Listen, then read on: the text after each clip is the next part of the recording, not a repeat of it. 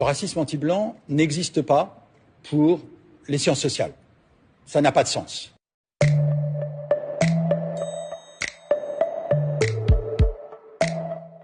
Mais en revanche, c'est très présent dans le discours public. On en parle beaucoup.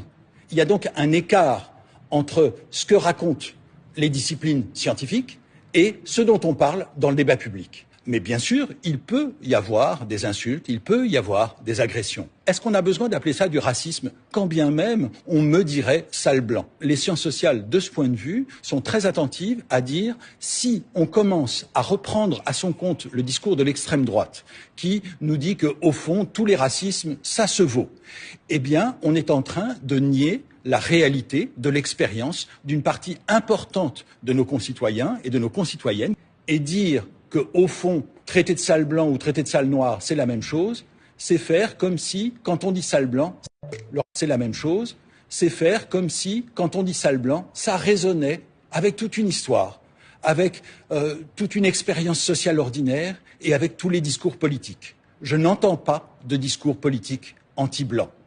Je ne vois pas de discrimination à l'embauche ou au logement pour les blancs. Je ne vois pas de contrôle aux faciès pour les blancs. Donc, les expériences sociales ne sont pas les mêmes pour tout le monde.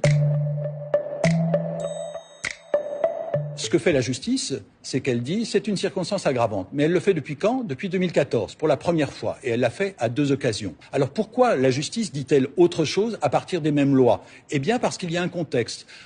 Dans les années 80, qui parlait de racisme anti-blanc? Jean-Marie Le Pen, ou bien des proches du Front National. Politique française, meeting du Front National hier à Paris. Monsieur Jean-Marie Le Pen a annoncé la création d'une ligue contre le racisme anti-français. Qu'est-ce qui s'est passé à part? C'est la même chose qu'on a eu, par exemple, le journal Le Monde qui a consacré un article au racisme anti-blanc à l'occasion d'un affrontement qui avait mal tourné. Et on a eu un manifeste contre ce que les auteurs sont allés jusqu'à appeler une ratonnade anti-blanc, c'est-à-dire reprendre un vocabulaire colonial pour l'inverser.